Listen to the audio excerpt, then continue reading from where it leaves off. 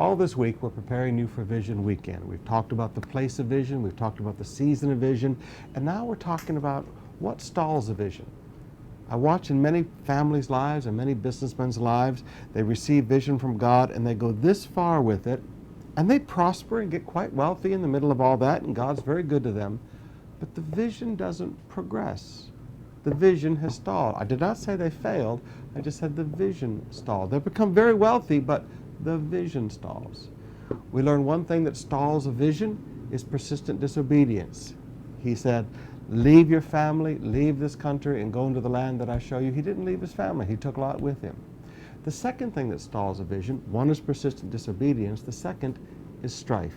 Now, if you look there in Genesis 13, verse 8 and 9, Abram said to Lot, let's not have any quarreling between you and me, or between your herdsmen and mine, for we are brothers.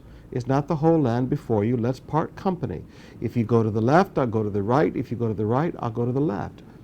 Abraham recognized there's more to this than just persistent disobedience, though that is part of it. The other part of it is strife. When you begin to get strife and strife in relationships flowing in your life, you're going to find the vision stalls. Now, the Bible teaches us a great deal about strife. It teaches us in Proverbs 20, verse 3, it is to a man's honor to avoid strife, but every fool is quick to quarrel. It's an honorable thing for a man to avoid strife. My father used to teach it to me this way. He said, David, you don't need to pick up every rock somebody throws at you. It's all right. If somebody wants to call you names, if somebody wants to gossip about you, just move on. And that's when my father taught me a very important lesson in life. And you have to understand, I grew up on the streets fighting.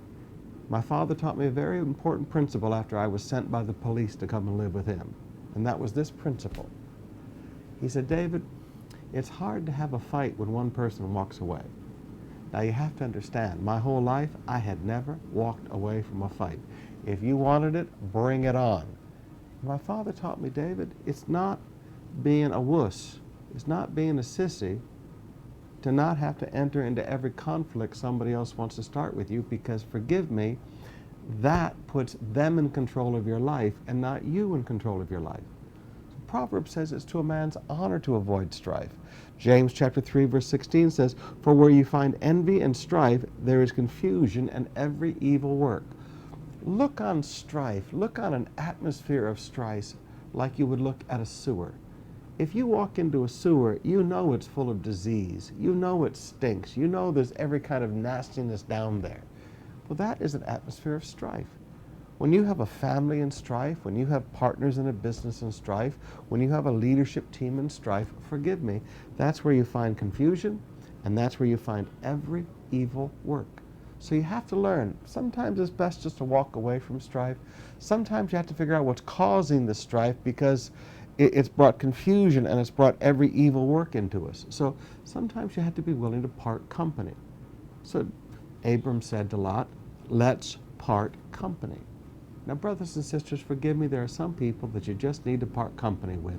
And I know we don't like to hear that because we're all Christians, mwah, mwah, love, love, kiss, kiss. But I'm sorry. There are some people you just have to part company with. Proverbs 22, verse 10 says, drive out the mocker and out goes strife. Some people you just need to drive out of your office. Some people you need to drive out of your family. Some people you need to drive out of your home. I mean, forgive me, if you got a relative, if you got a helper, if you got someone who's just bringing strife into your house, drive them out. Proverbs 26, verse 21, as charcoal to embers and as wood to fire, so is a quarrelsome man for kindling strife. If you've got somebody who just likes to argue, you need to get them away from you. You need to part company with these people. Now, if you will listen to me on this, well, not listen to me, forgive me, if you will listen to the Word of God on this, and you will sit back and look at your relationships right now and go, you know what, who is it that I should part company with? Maybe you've got a helper in your house, and you really need the helper to get the laundry done and go to the market, but she is a constant source of argument. She's a constant source of strife. She would fight with Jesus if Jesus walked in. You need to drive them out. If you have somebody in your office, if you have somebody that works for you in your business, that they're in the middle of every argument, you just need to drive them out. Oh, but we want to love everybody and include everybody. Well, then you're disobeying the Bible. because some people you need to part company with. Some people you just need to drive out. Now, if you'll do this, you're going to watch vision begin to flow again. Vision flows again when disobedience is removed. Vision flows again when you get the strife out of your environment.